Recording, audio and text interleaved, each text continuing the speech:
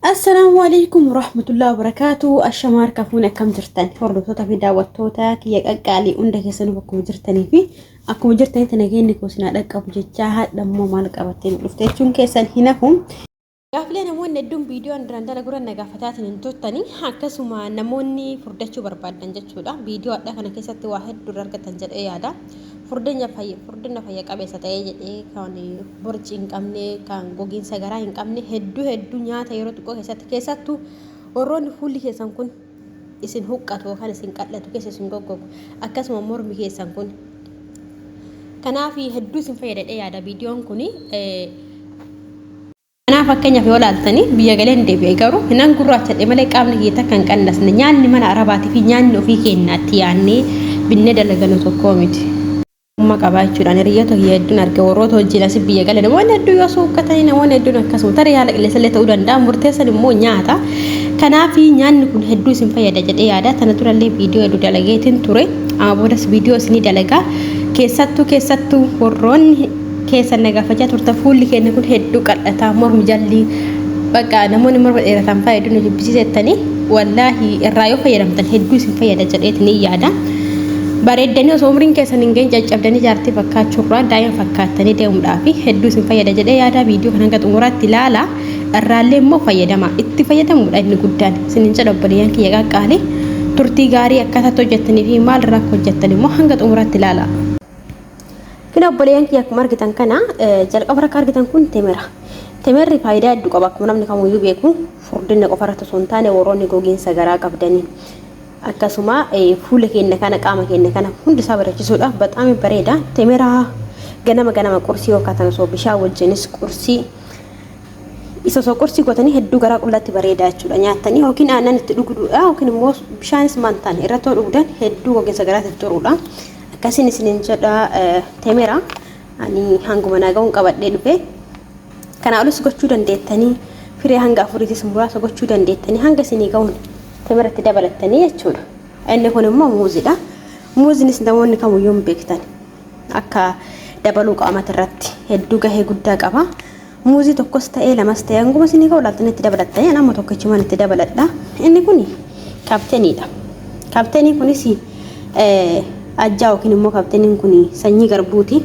Hedduu qaama keenyaaf hedduu keessattuu obboleeyyaa warroonni fuulli keessan keessisni qaqal'atu jechuun fuula qal'attanii akkasuma mormi kun namoonni hedduun qal'atee akkana mormi keessaa bahu jiraachuu kan jira hedduu morma isinii guutaa hedduu fuula guutaa akkasuma immoo qaama hundumaafuu hedduu bareeda jechuudha. Furdina qaamaa irratti gahee guddaa qaba. Yoo kanneen isin barbaanne furdina gama biraa hin barbaadu jettanii temer ajjaa kana yookiin immoo shorbaa kana bichaa fi aannan qofa fayyadamtan boqoo fi fuula keessan yeroo muraasa keessatti boqoodhaaf morma jechuu barbaadetti dhiifama yoo suugutuu dandeettan jechuudha. Karaa salphaadhaan hedduu bareedaatti fayyadamaan isinin jedha. Karaa hedduun itti fayyadamuu dandeettan danfistanii akka shorbaatitti illee anamma asiira godheen itti fayyadamuudha. Isin immoo danfistanii illee akka shorbaatitti irraa isinii dalaga viidiyoo yeroo biraa dalagdanii itti fayyadamuu dandeessan jechuudha. Ajjaan kun kinoo kana garshaan isaa kaapteen ootis jedhama. Kaapteen ettanii yoo gaafattan yookaan shumfan hojjettan suuqii dhattanii namni kamuu isin gurguruu danda'a jechuudha. Hedduu bareeda hedduu. Yeroo kamuu dubartootaaf wallahi kuni otoo dhabuu baattanii habba hamraa hojji. Kanaaf kanan jechuu barbaade kan itti aanu. Inni biraa aannan asii qaba. Almoondiin kun aannan isaa kanarraa dalagama. Fireen isaa isa kanaadha. Firees manaa qaba. Hadda garuu firee irraa dalaguun barbaadu aannan isaa waan qabuuf aannan isaa irraa dalaguu barbaada. Almuudii kana laaltanii suuqa deemtanii ka vaayitaaminii 10 of keessaa qabu yoo isa kana yoo bittanii ittiin jettan isa kana bichaa yoo fayyadamtan fireen dirqama isin hin barbaachisu. Aannan yeroo fayyadamtan yeroo baay'ee osoo aannan isa kana argattan hedduu bareedaadha. Yoo argachuu hin dandeenye garuu aannan wariis fayyadamuu dandeessan kaluuni jechuudha. Bifa kana karaa hedduutti fayyadamanii karaa hedduun viidiyoo irratti dalagaa ajjaa wajjin libbisin argitan kanaan hin dalagama suurattuu irra jira jechuudha. Kanaaf almuudii kana suuraa isaa iskiriishoontu godhadhaa suuqa deemaa bitadhaa irraa fayyadaman isin hin jaa obboleeyyan tiyya. Yoo barbaadan immoo isa argannu jettan firee isaa kan qabadhee dhufe kanatti firee isaa kana qopheeffattanii xiqqoo ho'istanii makiinatti daaktanii erga daaktanii booda jaraan maasittan qopheesse kana hunda qopheeffattanii isallee maankaa lama itti dabaltanii aannan moorii oriijinaali jechuudha. Kan moorii isa wajjin akka nama hojjedhu kana hojjettanii dhuguu dandeettanii hedduu gahee guddaa qaba. Isin ajaa'iba zayitiin isaa mataadhaaf yookiin rifeensaaf hedduu bareeda. Akkasuma gara ganyaattan namni qibaatii qofa mataatti dibata rifeensa dibata yeroo baay'ee. Rifeensi keenya yookiin mataan keenya kuni vaayitaaminii ka argatu nyaata keessallee argata dibata qofaa miti. Kanaaf nyaanni gara keessaa otolee rifeensi illee isin bareedu ka iccitus ka yaa'us hunduu murattaba ta'uu danda'a jechuudha. Kanaan isin jedhan makkaata hojjedhu nuti isin fufaa na hojii tura. Kana akkuma argitan kana as biratti makiinaan qaba kan laaxaa isaatti daakuu jechuudha. Walitti makamee daakama waan ta'eef kan laaxaa kana eega qopheeffadheetiin hin jedhe waa hundaayyuu waliin naqee keessatti isinitti deebi'a viidiyoon dheerata. Akkuma argitan kana muuza kiyyatti galcheetiin jira jechuudha. Ittaansee immoo aannan isin aga barbaaddan aannan isa kanaa jechuudha. Burcuqqoo tokkos ta'uu danda'a sanii olis ta'uu danda'a nama kophaa kiyya waan ta'eef tokkichuu nagaa jechuudha. Isa kanas hanguma barbaaddan itti naqattanii rakkoon qabu. Maankaa lamas ta'ee sadiis ta'ee hanga isinii qabu. Kanaaf akkuma argitan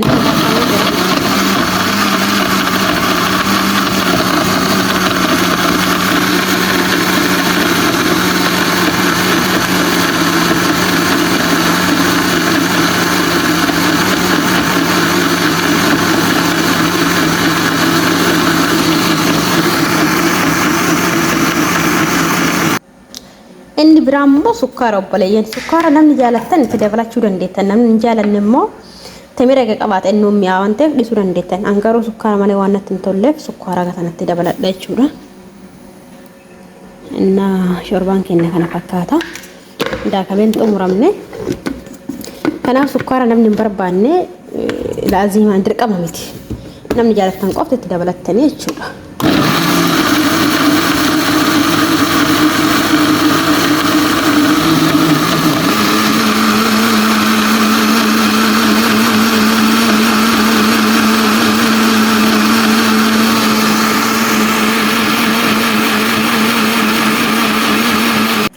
Kan keessaa gurraachatu kan mul'atu kun immoo temira akka waan biraa isinitti fakkaanne daakameen xumuramne sirriitti daakamee xumuramee walitti deebina. Kinoo daakamee xumuramee jira jechuudha obboleeyyan kiyyaa burcuqqoo qopheeffadhe hedduu takka namatti tola yaa maashaallah waan guddatee jiruuf waaw.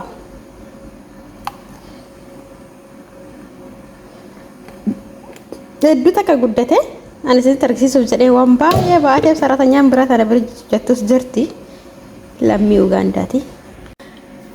Haadhuun nuti hin jedha obboleeyyan kiyyaa bifa kanaan dalagattanii karaa salphaadhaan namoonni qal'ina qaamaa qabdan akkasuma furdina kiiloos dabaluu barbaaddan isin ajaa'iba furdina kiiloos hedduu takka dabala. Ani duraan kiiloo 60 ture gaafa gara biyyaatti deemu kiiloo 77 ture. Biyya sanga galemmoo akka ruuzaa sanii miti durallee raasanii dubbadhee ture. Wallaahi hedduu takka kun baay'ee kiiloon namallee hin qannasu qaamni namallee hin qannasu. Isa kana yeroo kamuu mana keessa dhabuu baattan osoo fayyadamtanii dhaamsa kiyya haasaa kiyya irratti wanta isin dhaamu yeroo kamuyyuu nyaanni arabaa gara nama gosa. Keessattuu ruuzni wallaahi gara nama gossuu malee bu'aa takka hin qabu. Akkasuma garaadhuma borcii kan akkas nama baasa. Borcii miti inni sun gara nama afuufamuu garaati malee borcii miti. Borciin inni oriijinaaliin hin qurxama garaan kun qixxetti. Kakkatti afuufamu sun immoo gogiinsa garaati jechuudha. Kun gogiinsa garaatiif illee bareeda. Warroonni mana sagaraa fa'aa fudhatan sirriitti turtan akkasuma immoo yeroo shintibeetii seenuudhaaf guyyaa 2-3 hedduu ooluu jira jechaa turtanii waan gogiinsa garallee irraa isin hojjedha. Garuu nyaanni kun yeroo kamuu dhugaatiin kun dhaabbataa isin haa ta'u. Sa'aatiin dhuddan immoo fakkeenyaaf asrii booda yoo dhuddanis bareeda. Misaa hojjetanii jechuudha. Sa'aatii hirribaa kan ta'an. Sa'aa hirribaa borcii isin baasuu danda'a. Garuu inni baay'ee nama rakkisa nama lallaaffisa iyyuu warroonni sirrii furdachuu furdinni hundaa furdachuu barbaadan immoo halkan dhugaa rafa.